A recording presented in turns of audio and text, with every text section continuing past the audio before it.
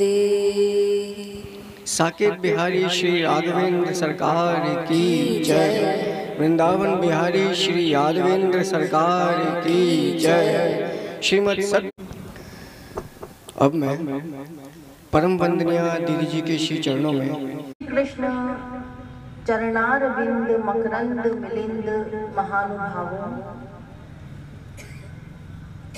नियमानुसार कुछ देर हरिनाम संकीर्तन कर लीजिए। तत्पश्चात प्रवचन प्रारंभ किया जाएगा और कीर्तन पहले मैं गाऊंगी, उसके पश्चात आप लोगों को दोहराना है। भाजो गिरिधर गोविंद गोपाल,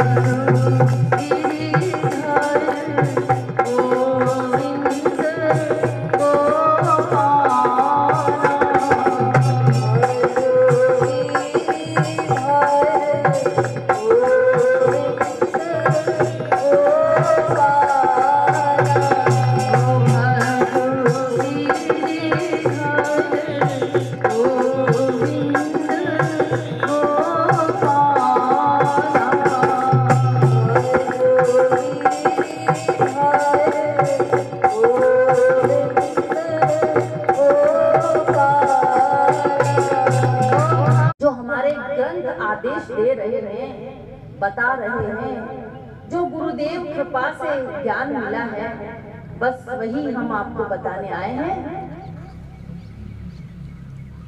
अब ये आवश्यक नहीं है कि मेरा दिया हुआ यहाँ पर ज्ञान आप लोग को अच्छा लगे।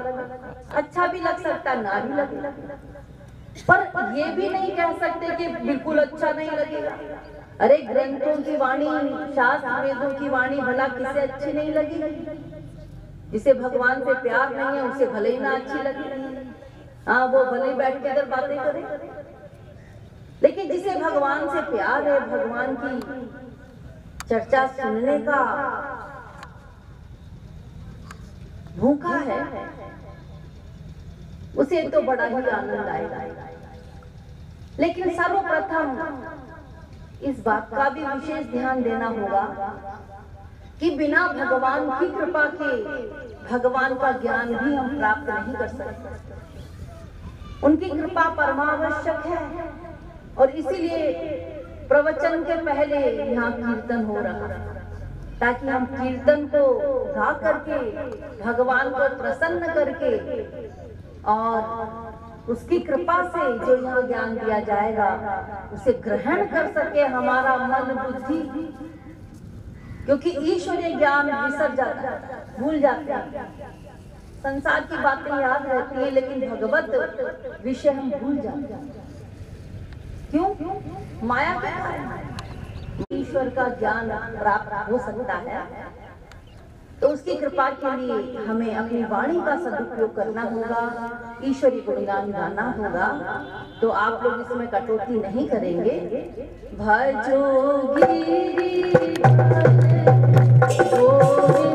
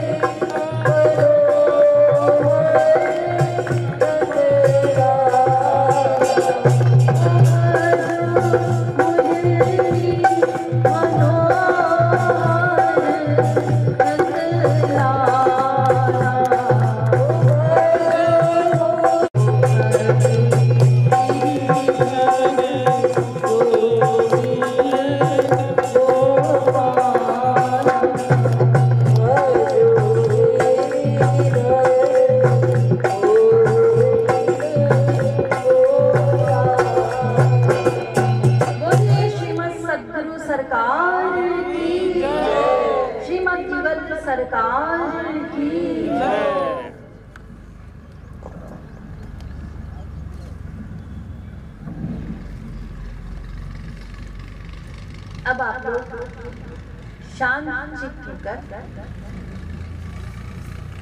प्रवचन का श्रवण करें, कोई बात नहीं करेगा।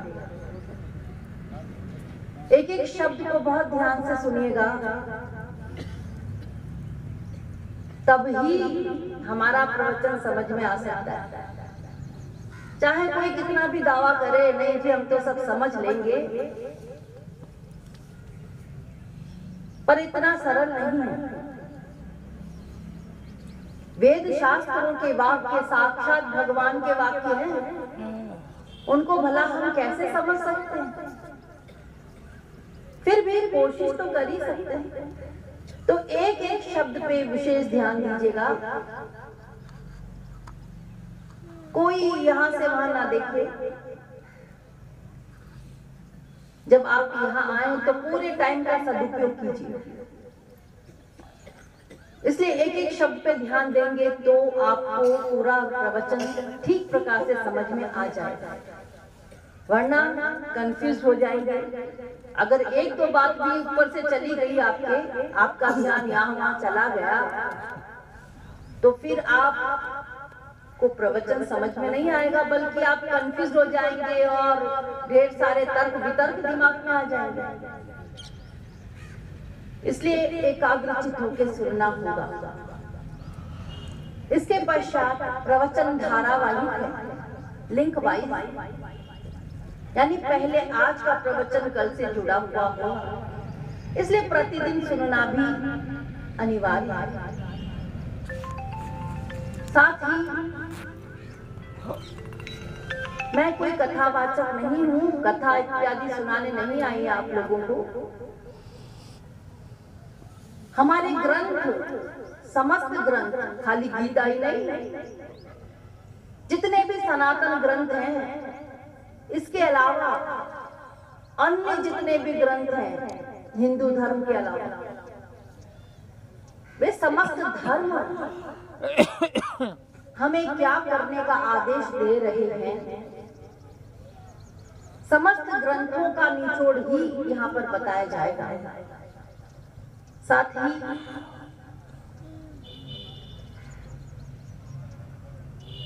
आप लोग नियमित समय से आएंगे, यानी ठीक 4 बजे। आप कहेंगे जी आज तो हम आए थे पर आप नहीं आए, ऐसा आप बोल सकते हैं। वो इसलिए क्योंकि मुझे पता है आप लोग सोचते हैं 4 बजे से तो हम तो 4:30 बजे जाएंगे। पहले कथावाचक आ जाए, प्रवचन वक्ता आ जाए पहले, उसके बाद हम जाएंगे, घर से निकलेंगे।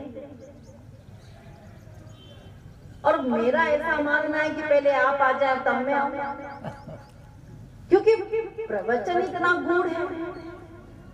आपने सोचा आधा घंटा का निकल गया तो कोई बात नहीं, हम अपने आप समझ लेंगे, सहेली सहेलाओं से पूछ लेंगे। कोई इतनी अच्छी तरह से नहीं बता पाएगा जितना अच्छी तरह से आप यहाँ बैठ के समझ लेंगे। इसलिए आज मैं लेट आई जानबूझकर। खाली भगवान ने गीता में बताई, हाँ विशेष रूप से तो गीता में ही बताई, बाकी अन्य ग्रंथों में भी शरणागति बताई। देखो हमारे सनातन धर्म के जो सनातन ग्रंथ हैं वो है वेद। ये वेद क्या कहते हैं शरणागति के विषय में? वेद कहते हैं तो दस्येव शरण आमहस्य। ऋग्वेद कहता है, ऋग्वेद क्या कहेगा उसमें स्वयं भगवान आदेश दे रहे हैं। भगवान कह रहे हैं ऋग्वेद में, भगवान की वाणी है ना ऋग्वेद, तो भगवान कह रहे हैं कि ऐ जीवों तुम मेरी शरण में आ जाओ तो मैं कृपा कर दूंगा, क्योंकि तुम मेरी ही संतान हो और मेरी ही कानून का उल्लंघन। कृपा तो सब चाहते हैं, भगवान की कृपा हो जाए, किंतु आदेश का पालन नहीं करते। आदेश क्या है? शरण में आओ। तो भगवान कहता है तू मेरी शरण में आ जा तो मैं तुरंत कृपा करूंगा। ऋग्वेद पुनः ऋग्वेद कहता है ते त्वामदा इंद्र मादयन्तु शुष्मिणं तु विराधसं जरित्रे एको देवत्रादयसे। पुनः ऋग्वेद कहता है कि मनुष्यों तुम मेरी शरण में आ जाओ तो मैं क्या करूंगा? तुम्हें तत्काल भवाटवी से उत्तीर्ण कर दूंगा। बस मेरी शर्त को मान लो, शरण में आ जाओ। पुनः ऋग्वेद कहता है उदुत्तिष्ठ स्वध्वरस्तवानो देव्या कृपा, कि मनुष्यों यदि तुम्हें स्पिरिचुअल प्रॉपर्टी चाहिए, भगवतीय सामान चाहिए तो शरण में आओ, तब तुम्हें स्पिरिचुअल सामान मिलेगा। स्पिरिचुअल सामान क्या है? अनंत आनंद, अनंत प्रेम, अनंत शांति, ये सब प्रदान करेंगे भगवान जब कोई जीव भगवान के कानून को मान करके, उनके आदेश को मान करके भगवान की शरण में जाए।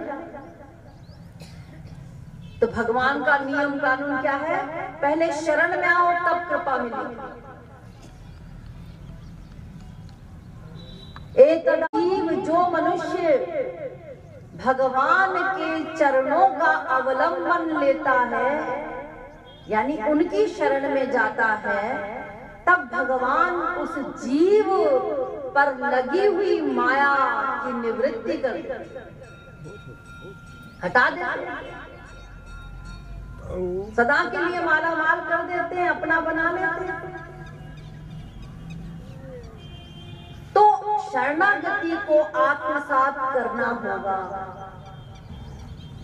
भगवान श्री कृष्ण उद्धव से भी कह रहे हैं भागवत में, भागवत के ही 11वें स्कंद के 12वें अध्याय का 15वां श्लोक।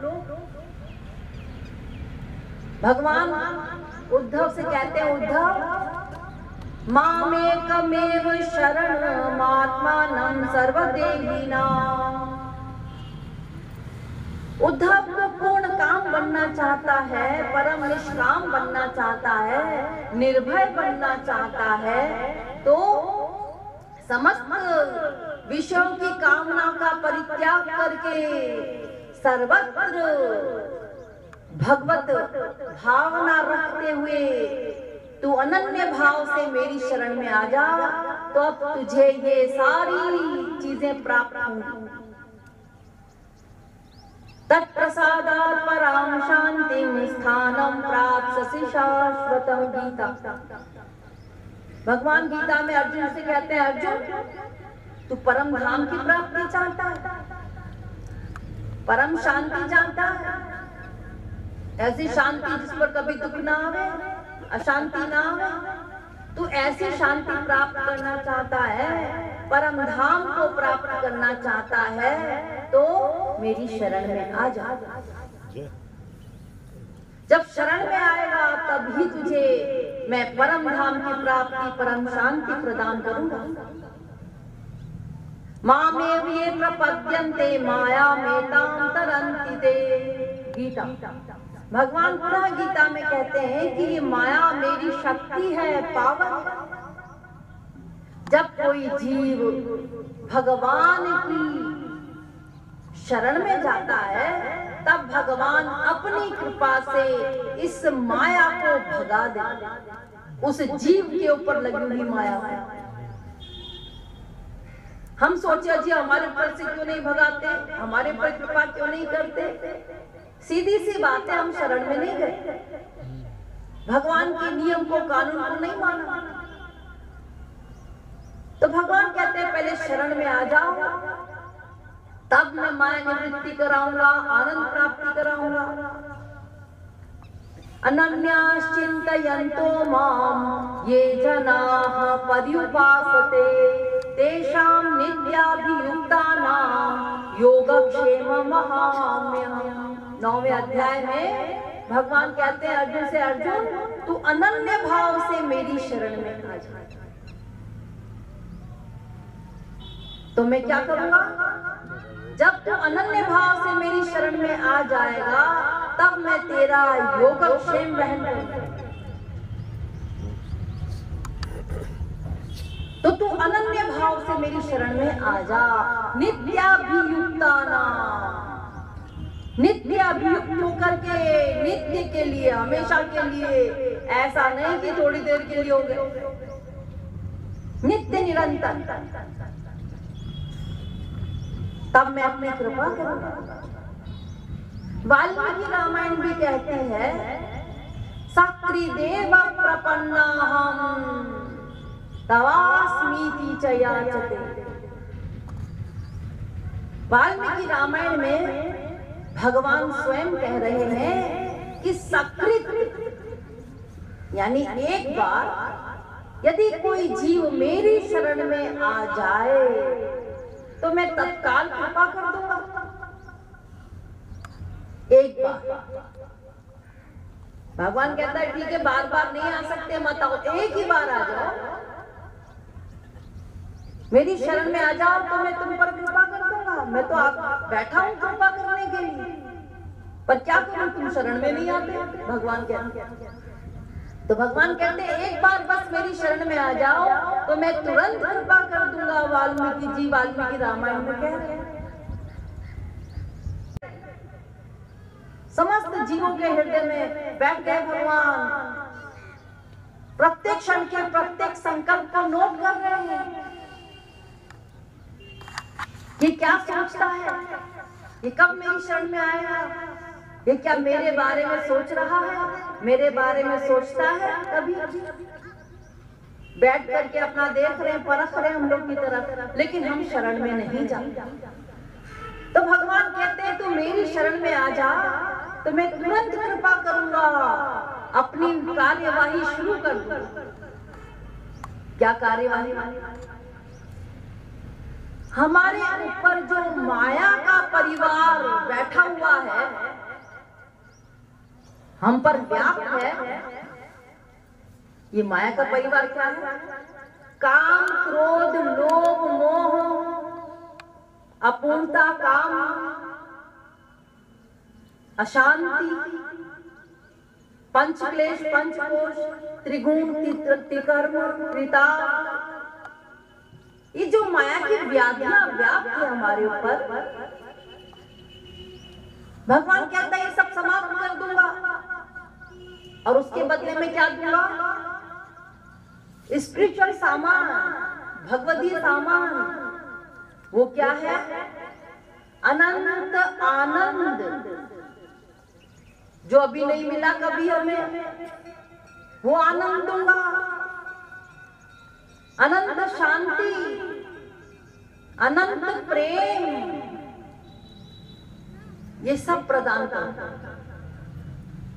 जब तुम मेरी शरण में आओगे तो ये समस्त भगवद सामान तुम्हें मैं दे दूंगा बिना मांगे। और ये ना सोचना कि एक सेकंड के लिए गए और भगवान को नहीं पता चला। तो भगवान कहते हैं मैं हर क्षण हर पल तुमको परखता हूं, तुम मेरी शरण में आओ तो सही। पर हम नहीं जानते। एक फकीर, उसने सुना कि खुदा करीम है, रहीम है,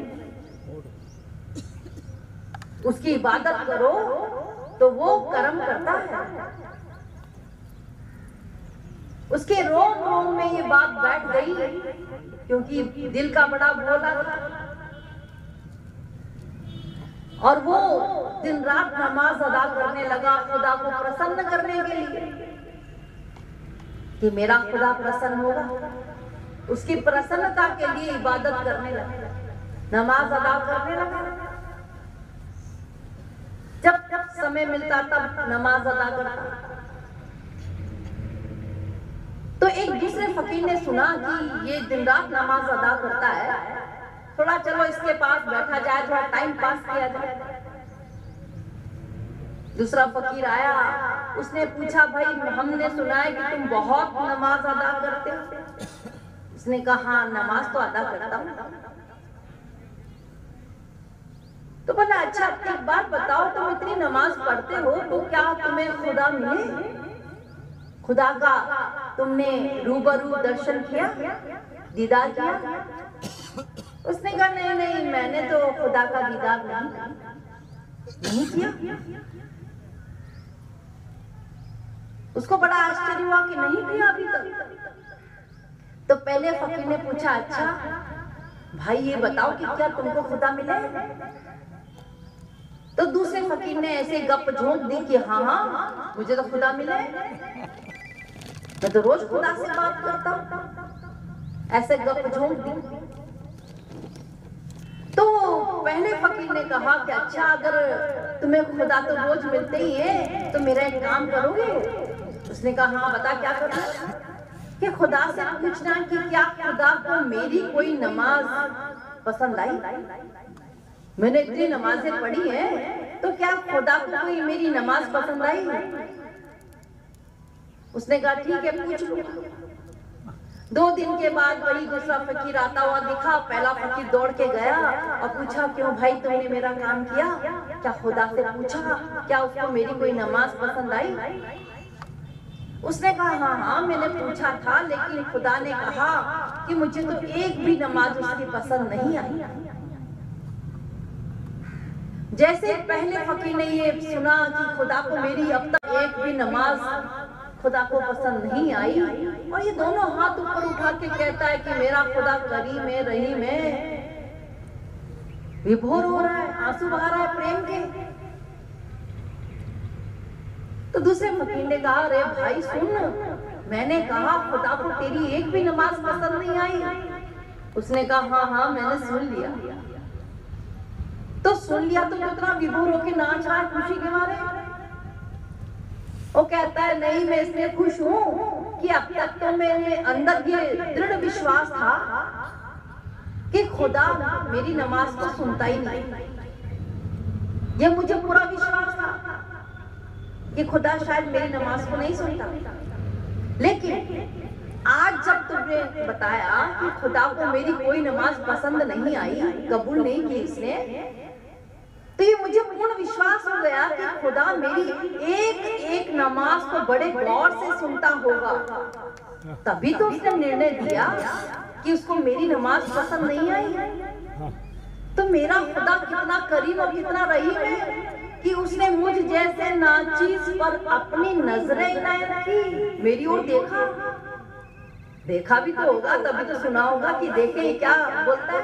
और मेरे पास आया भी होगा, मेरे पास बैठा भी होगा, आया भी होगा, नमाज भी सुनी होगी।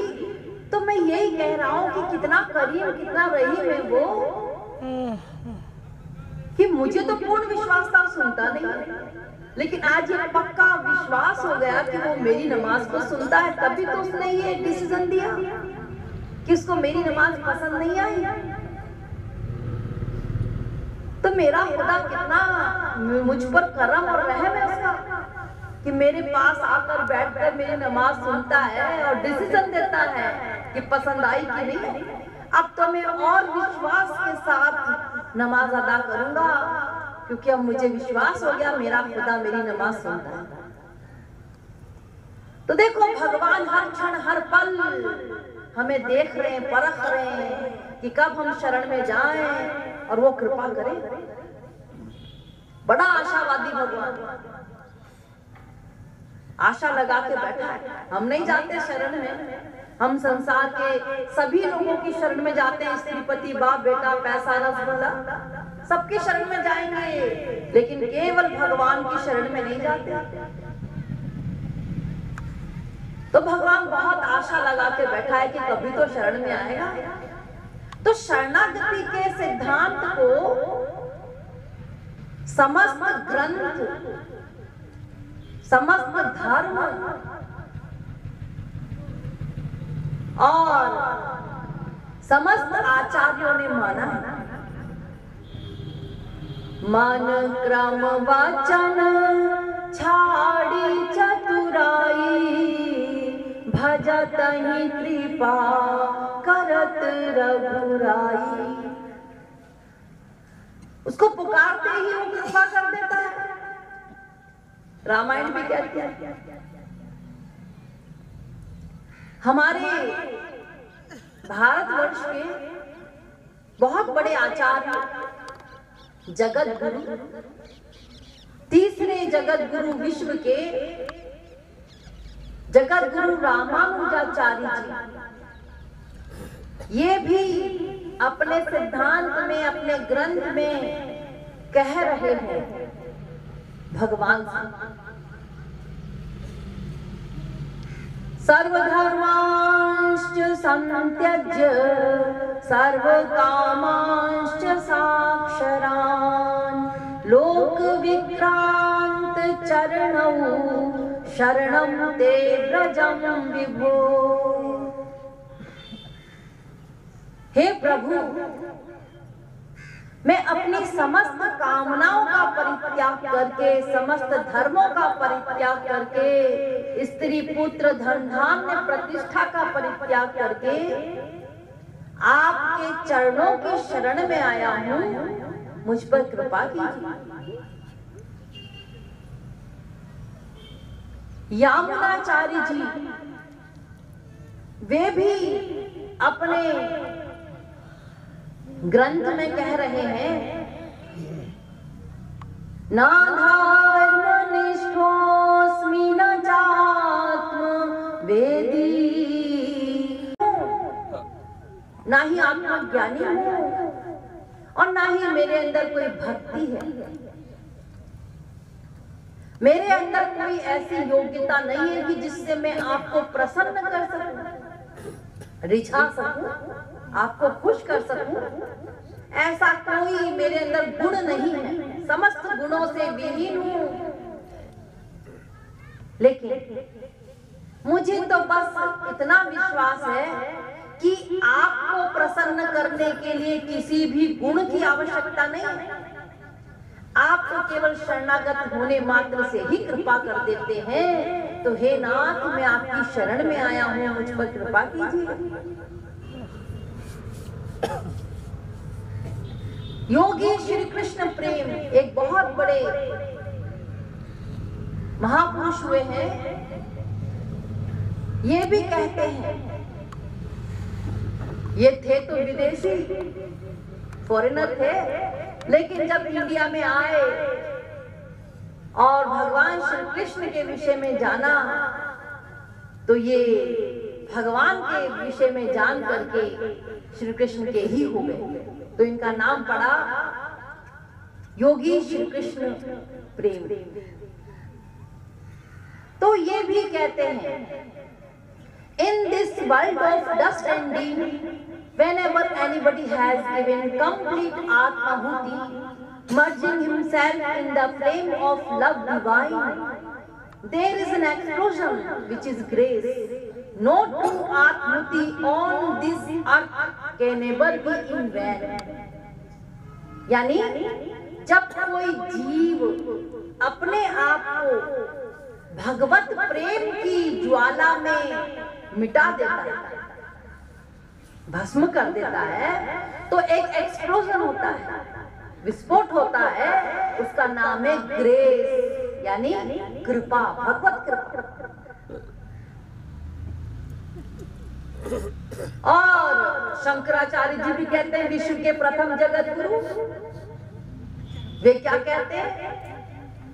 वे कहते हैं भगवान श्री कृष्ण के लिए, देखो पूरे जीवन जिन्होंने 32 वर्ष तक हमारी पृथ्वी पर रहे और पूरे जीवन उन्होंने केवल अहम ब्रह्मास्मि पर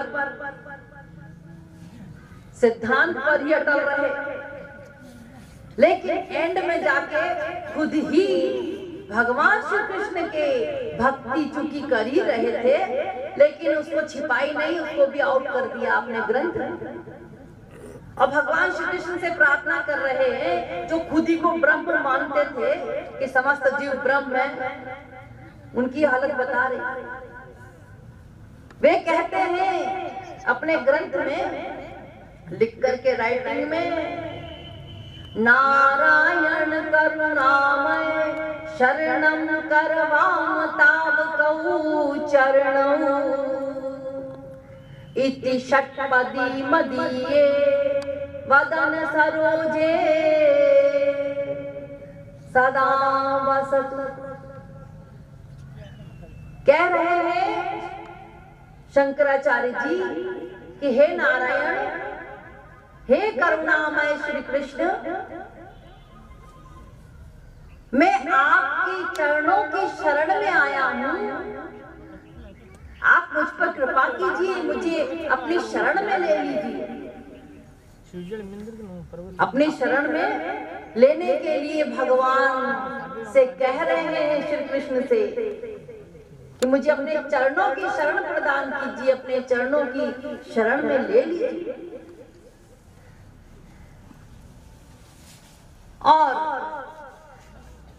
भगवान बुद्ध भी कहते हैं, बुद्धं शरणं गच्छामि, धम्मं शरणं गच्छामि, संघं शरणं गच्छामि, द्वितीयमपि बुद्धं शरणं गच्छामि, द्वितीयमपि धम्मं शरणं गच्छामि, द्वितीयमपि संघं शरणं गच्छामि, तृतीयमपि बुद्धं शरणं गच्छामि, तृतीयमपि संघं। क्योंकि हमने अपने अंतःकरण को उनकी कृपा दृष्टि के सन्मुख नहीं किया, इसलिए उसका कर्म राम अनुभव में नहीं आ सकता। जब तक हम उनकी कृपाओं का अनुभव नहीं करेंगे, उनकी शरण में नहीं जाएंगे। अरे मूसलाधार वृष्टि हो, बारिश हो, पानी चाहिए, हाँ जी, अरे एक मटका नहीं एक ड्रम मिल जाएगा। यदि आपने अपने बर्तन को सीधा रखा है, मटके को सीधा रख दिया है, तो आपको एक मटका नहीं एक ड्रम पानी मिल जाएगा। अगर बारिश हो रही है मूसलाधार, यदि आपने अपने बर्तन को उल्टा करके रख दिया तो एक बूंद भी नहीं मिलेगा। तो ऐसे भगवान की नित्य निरंतर कृपा तो बह रही है, लेकिन जब तक हम उनकी कृपा दृष्टि के सन्मुख अपने अंतःकरण को नहीं करेंगे, तब तक उसका अनुभव आएगा कैसे? अनुभव नहीं मिल सकता। तो भगवान की कृपा दृष्टि के सन्मुख हमें अपने अंतःकरण को करना होगा, यानी शरण में जाना होगा, शरणागति ग्रहण करनी होगी, तभी उसका अनुभव हो सकता है। जैसे देखो आप लोग यहाँ बैठे हैं, अब मैं आपसे कहूँ आप लोग मुझे देखिए, आप बोले देख तो रहे, तो एक बात बताइए कौन सी इंद्रिय आपके पास है जिसके द्वारा आप देख रहे? आप कहेंगे जी आंख है, आंख से देख रहे। अच्छा, यानी आपका ये सिद्धांत है कि आंख से दिखाई देता है। हाँ जी, सबका सिद्धांत है ये। हाँ जी, सभी यही कहते हैं जी आंख से दिखाई देता है। मैं कहती हूँ गलत। आप कहेंगे गलत, तो क्या कोई नाक से देखेगा? आंख से तो देखता है सब, जो देखते हैं आंख से देखते हैं। लेकिन अगर आंख से देखते हैं तो यदि कोई सूरदास है, आंख तो है उसके, लेकिन वो सूरदास अंधा है, तो उसको क्यों नहीं दिखाई देता? उसको भी तो दिखाई देना चाहिए। और चलो ठीक है, अंधे की बात छोड़ो, आपकी आंख है ना, हाँ, अब यहाँ पर अंधेरा कर दिया जाए, एकदम गुप्त अंधेरा, उसके बाद मैं कहूँ मुझे देखिए, आप देखेंगे? अजी नहीं जी, अब नहीं दिखाई दे रहे। क्यों? आप तो कह रहे थे आंख से दिखाई देता है, आप देखिए ना, अब थोड़ा आपकी आंख फूट गई है ना? हाँ जी, आंख तो है, तो देखिए फिर। अजी अब दिखाई नहीं दे रही, क्यों? अजी प्रकाश नहीं है, लाइट नहीं है ना, तो इसका मतलब लाइट से दिखाई देता है। हाँ जी, लाइट से। तो अब कोई अंधे को दोपहर के 12 बजे खड़ा कर दो सूर्य की तरफ कि कुछ दिखाई दे रहा है, वो कहता नहीं जी। क्यों जी? आप तो कह रहे थे कि प्रकाश से दिखाई देगा। तो देखो, ना तो प्रकाश से दिखाई देता है ना आंख से, तो किससे दिखाई देता है? आंख भी ठीक ठीक हो प्लस प्रकाश भी सही सही हो, तब दिखाई दे। ठीक ऐसे ही इसी प्रकार से हमारी शरणागति कंप्लीट हो भगवान के प्रति, तब ही उसकी कृपा का अनुभव होगा, उसके पहले नहीं। यानी कृपा भी हो प्लस शरणागति भी हो, तब जाके हमारा काम बनेगा। तो शरणागति करनी होगी, बिना शरणागति के उसकी कृपा नहीं मिल सकती। ये भगवान का नियम है, कानून है, सिद्धांत है। और यही बात गीता में भी भगवान ने कही अर्जुन से, अर्जुन सर्वधर्मान परित्यज्य मामेकं शरणं व्रज। कितना बड़ा सिद्धांत बता दिया भगवान ने। अर्जुन ने आपको चुना। आप लोगों ने सुना होगा महाभारत के युद्ध के पहले अर्जुन और दुर्योधन दोनों भगवान श्री कृष्ण के पास गए थे। क्या हुआ? भगवान की बातें अच्छी नहीं लग रही, घर की याद आ गई बेचारों कि घर ऐसा ना हो कहीं उड़ जाए। समय का भाव 3 से 5 रखना था। टाइम वाइम नहीं देखा जाता, जो समय मिलता है, जो आ जाए तो भूखे की भांति भागता है व्यक्ति। कह रहे चलो कुछ भगवान की चर्चा सुने। दिन भर तो संसार की चर्चा ही सुनते हैं, करते हैं, बोलते हैं। बहुत अच्छा। और जब मिला है कुछ कोई संत अपने आप ही आपके द्वार पर आकर के बता रहा है, तब तो दौड़ना ही चाहिए। ऐसा मेरा मानना है, बाकी आप लोग की इच्छा है, उसके लिए कोई जबरदस्ती थोड़ा है। मैं तो बता रही हूँ कि इतनी अच्छी बातें हम बता रहे हैं जो आपको कभी सुनने को नहीं मिल सकती। ऐसी चीज हम आप लोग को यहाँ दे रहे हैं, बता रहे हैं, तो उसके लिए उस प्रकार की भूख भी जरूरी है। कलयुग का प्रभाव है ना। हमारे ग्रंथ कहते हैं कि जो सतयुग में 10,000 वर्ष में फल मिलता था, त्रेता में हजारों वर्षों के बाद जो फल मिलता था, द्वापर में 100 वर्ष के बाद जो फल मिलता था, कलयुग में एक दिन में मिल जाता है। भगवती सामान की बात कर रही हूँ, भगवती फल। तो इतना बड़ा कलयुग का प्रभाव है, लेकिन इस कलयुग में भगवान के प्रेमी भी तो होने चाहिए, क्योंकि संसार इतना ज्यादा मिल जाता है तो फिर भगवान से प्रेम भी उतना ही कम हो जाता है। लेकिन भगवान ने उसके लिए रियायत भी बहुत कर दी कि जो तुमको 10,000 वर्ष में सतयुग में मिलता था, वो तुमको एक दिन में मिल जाएगा, अगर सही सही करो तो देखो, अर्जुन और दुर्योधन, तो भगवान ने सोने का ढोंग किया, लेट गए आंख बंद करके। उनको पता था 2 जन आए। सबसे पहले दुर्योधन आया, वो सिरहाने बैठ गया भगवान के। उसके बाद अर्जुन आया, वो चरणों में बैठ गया। तो जब भगवान की नींद खुली तो सामने देखा, अरे अर्जुन तुम कब आए? दुर्योधन ने कहा, महाराज मैं भी पास में बैठा हूँ, सबसे पहले तो मैं ही आया, आपने मुझे नहीं देखा, और अर्जुन को देखा। भगवान ने देखा, अच्छा तुम भी आए हो, कहो कैसे आना हुआ दोनों को? महाराज आपसे मदद चाहिए। हाँ बताओ क्या मदद चाहिए? दुर्योधन ने कहा, महाराज युद्ध होगा, अब युद्ध में आप ये बताएं आप किसकी तरफ रहेंगे? दुर्योधन ने कहा, मेरी तरफ रहोगे या अर्जुन की तरफ? तो भगवान ने कहा कि देखो ऐसा है कि मेरे पास अक्षौहिणी सेना है, और एक तरफ मैं रहूंगा निहत्ता, कोई शस्त्र नहीं उठाऊंगा, और एक तरफ सेना रहेगी। अब बताओ तुम किसको क्या चाहिए? अर्जुन छोटा था, अर्जुन से पूछा, तुम बताओ अर्जुन तुम क्या चाहते हो? अर्जुन ने कहा, महाराज मुझे तो केवल आप ही चाहिए। भगवान ने कहा, सोच ले, निहत्ता रहूंगा, कोई हथियार नहीं उठाऊंगा।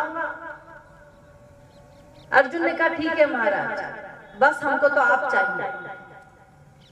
दुर्योधन से पूछा, तुझे क्या चाहिए? दुर्योधन तो बड़ा प्रसन्न कि रहेगा मूर्ख ही अर्जुन। अरे लड़ाई के मैदान में कोरे भगवान जी को मांगने से क्या होगा? वो भी नहीं होते, कोई हथियार नहीं उठाएंगे, अपन तो सेना लेंगे। तो दुर्योधन बोला, प्रभु हमको तो सेना दे दो आप अपनी, क्योंकि हम वहां तो लड़ाई होगी, आपको लेके तो ना पूजा पाठ करेंगे। भगवान ने कहा, ठीक है। दुर्योधन ने अक्षौहिणी सेना ले ली, और अर्जुन भगवान श्री कृष्ण को मांग लिया अर्जुन, और युद्ध हुआ। लेकिन जब भगवान से कहा अर्जुन ने कि प्रभु सेना, दोनों सेनाओं के बीच में रथ ले चलो, भगवान ने कहा, सारथी बने थे ना भगवान अर्जुन के रथ के, तो बीचों बीच ले गए, और ले जाकर के अर्जुन ने निरीक्षण किया दुश्मनों की फौज का, और फौज का निरीक्षण करने के बाद में अर्जुन ने कहा, महाराज मैं युद्ध नहीं करूंगा। नहीं करेगा तो फिर इतना तमाम नाटक क्यों किया? युद्ध नहीं करना था तो पहले ही कह देता युद्ध नहीं करना, तू मदद मांगने आया। और क्यों नहीं करेगा बता, कारण बता। तो दुर्योधन और अर्जुन चूंकि भगवान के पास मदद मांगने के लिए गए थे, तो भगवान ने कहा, भाई कारण बता अर्जुन, तू युद्ध क्यों नहीं करेगा? तो अर्जुन कारण बता रहा है पहले अध्याय में गीता के, गांडीवं स्रंसते हस्तात् त्वक्चैव परिदह्यते न च शक्नोमि वस्थातुं भ्रमतीव च मे मनः। महाराज मेरी त्वचा जल रही है, मैं खड़ा नहीं रह पा रहा, मेरा गांडीव हाथ से सरका जा रहा है और मुझे चक्कर आ रहा है। ऐसा कह करके शोकाभिभूत होकर के अर्जुन रथ में बैठ गए, एक हाथ सिर पर रख कर और बोला युद्ध नहीं करूंगा। तो भगवान ने कहा अर्जुन क्यों नहीं करेगा, कारण बता।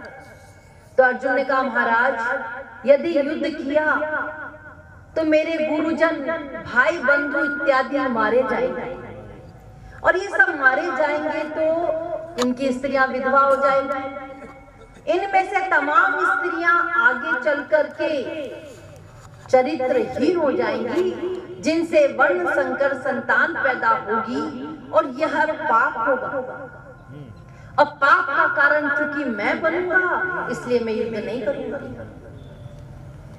भगवान मुस्कुराए और भगवान ने कहा अर्जुन तू जिस युद्ध को न करने के लिए कह रहा है ना कि पाप लगेगा, नरक मिलेगा, तो हतो वा प्राप्स्यसि स्वर्गं जित्वा वा भोक्ष्यसे महीम्।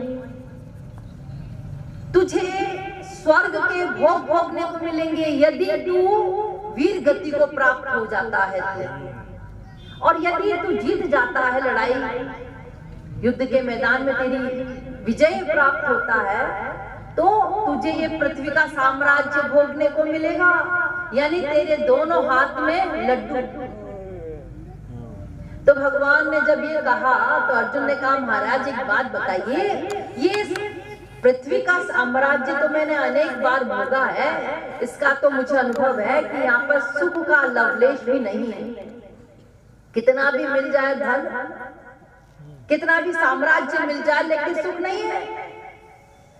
वो प्रैक्टिकल आप लोग भी देखते होंगे कि जिसके पास कुछ नहीं है वो बेचारा फिर भी फुटपाथ पर खर्राटे से सोता है, और जिसके पास है उसको नींद की गोली खा के भी नींद नहीं आती है बेचारे। तो देखो अर्जुन कहता है महाराज ये पृथ्वी का साम्राज्य अनेक बार भोगा, सुख नहीं मिला, आनंद नहीं मिला, शांति नहीं मिली। क्या स्वर्ग में सुख है? क्या वहां शांति है? क्या मेरा आत्मा का जो चाहती है मेरी आत्मा, जिसके लिए अनादिकाल से मैं तड़प रहा हूं, वो सामान क्या वहां मिलेगा स्वर्ग में? तो भगवान कहते हैं आनंद, शांति, प्रेम, ये सब तो स्पिरिचुअल सामान है ना, ये तो स्वर्ग में भी नहीं मिलेगा, वो भी माया का बना हुआ है। वहां भी आनंद नहीं है, शांति नहीं है, सुख नहीं है, वहां भी अशांति, दुख, अतृप्ति, काम, क्रोध, लोभ, मोह सब व्याप्त हैं, भले ही वो इंद्र क्यों ना हो। हाँ देखो आप लोगों ने सुना होगा कृष्ण अवतार में जब भगवान श्री कृष्ण ने उसकी पूजा बंद कराई इंद्र की, तो इंद्र को क्रोध आ गया। तो देखो क्रोध वहां पर भी, यानी काम, क्रोध, लोभ, मोह सब कुछ व्याप्त है वहां पर भी। बस इतना समझ लीजिए कि यहाँ पर थोड़ा कम ऐश्वर्य है, वहां पर अधिक ऐश्वर्य है, बस इतना सा फर्क है क्लासेस का। बाकी तो वहां भी सुख नहीं है, आनंद नहीं है, वहां भी काम, क्रोध, लोभ, मोह, अपूर्णता सब व्याप्त है। जो आप लोग को यहाँ मिलता है वो वहां भी मिले, तो वहां भी आनंद नहीं है। तो अर्जुन ने कहा महाराज आपने तो कहा था दोनों हाथ में लड्डू हैं, लेकिन दोनों हाथ के लड्डू ही विष के लड्डू हैं, जहर के।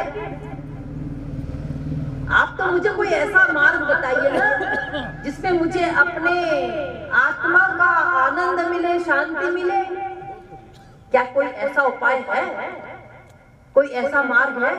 भगवान ने कहा हाँ तो वो बताइए। तो भगवान कहते हैं कि देख अर्जुन ऐसा है कि तू युद्ध करेगा तो ये अच्छा कार्य हो जाएगा, पुण्य हो जाएगा। अब पुण्य का फल है स्वर्ग, और यदि युद्ध नहीं करता तो ये पाप कर्म हो जाएगा, अधर्म हो जाएगा, और अधर्म का पाप का फल नरक। तो तू ये दोनों प्रकार की जेलें नहीं चाहता, तो तू ऐसा कर कि युद्ध कर यह भी ना कर, और युद्ध ना कर यह भी ना कर। अरे महाराज आप क्या बोल रहे हैं, तो मैं क्या करूं? तो भगवान ने कहा अर्जुन तू कुछ ना कर। कुछ ना करो क्या मतलब महाराज? तो भगवान ने कहा कि तू युद्ध किया तो स्वर्ग, युद्ध नहीं किया तो नरक, और तू ये दोनों प्रकार की जेलों से बचना चाहता है, नहीं जाना चाहता। और यदि तूने इनके बीच वाला किया, मिक्सचर किया, तो पृथ्वी का साम्राज्य मिलेगा, पृथ्वी मिलेगी, वो भी तू नहीं चाहता। तो ऐसा है कि तू कुछ ना कर, तू मेरी शरण में आ जा, मामेकम शरणम व्रज। तो अर्जुन ने कहा महाराज मैं तो आपकी शरण में हूँ। अरे तू शरण में तो है, लेकिन अपनी खोपड़ी को क्यों लगा रहा है कि युद्ध किया तो गुरुजन मारे जाएंगे, भाई बंधु मारे जाएंगे, इनकी स्त्रियां विधवा हो जाएंगी, तमाम स्त्रियां आगे चल के चरित्रहीन हो जाएंगी, वर्ण संकर संतान पैदा होगी, पाप होगा, पाप का फल नरक, कारण चूंकि मैं बनूंगा मुझे नरक मिलेगा। इतना लंबा चौड़ा गणित क्यों लगा दिया? बुद्धि क्यों लगाई? तो शरण में है ना, चले जाएंगे उतने % भगवान की कृपा मिल जाएगी। 100% शरणागत हो गए तो 100% कृपा मिल जाएगी। भगवान कहते हैं अहम त्वां सर्व पापेभ्यो मोक्षयिष्यामि मा शुचि। अर्जुन जब तू मेरी शरण में आ जाएगा तो तेरे समस्त पापों को मैं भस्म कर दूंगा। जबकि गीता में भगवान आदेश दे रहे अवश्य में भोक्तव्यम कृतम कर्म शुभाशुभम, कि अवश्य भोगने पड़ेंगे सभी को कर्मों को, पाप पुण्य। लेकिन यहाँ पर भगवान कहते हैं कि जो मेरी शरण में आ जाता है उसके समस्त पापों को मैं भस्म कर देता। देखिए ये भगवान की रियायत। तो जो हमारे अंदर शरणागति का मतलब क्या है, अब उसको भी समझना होगा कि शरणागति कहते किसको है, शरणागति का मतलब क्या है। शरणागति का नाम तो सुन लिया, समझ लिया आप लोगों ने, लेकिन शरणागति करनी किसको? हम क्या करते हैं? हमने बहुत शरणागति की है, उठ करके गए, मंदिर गए, अपना खोपड़ा पटका, अपना शरीर पटक दिया, गुरु के पास गए, वहां भी यही किया, और बोलते भी है भगवान से भगवान हम आपकी शरण में है, भगवान हम आपकी शरण में है। लेकिन शरणागति के मतलब को नहीं समझा अभी कि शरणागति करनी किसको है। बॉडी शरीर को करनी है या कोई और करेगा? अगर शरीर की शरणागति को ही मान्यता मिलती तो अब तक तो करोड़ों बार हम लोगों को ईश्वर प्राप्ति, भगत प्राप्ति, माया निवृत्ति हो जानी चाहिए थी, लेकिन नहीं हुई। क्यों? इसका मतलब साफ है कि शरणागति किसी और को करनी है। वो कोई और क्या है जिसे शरणागति भगवान के चरणों में करना है, उसे भी समझना होगा, लेकिन वो अब आज नहीं कल बताया जाएगा। बोलिए वृंदावन बिहारी लाल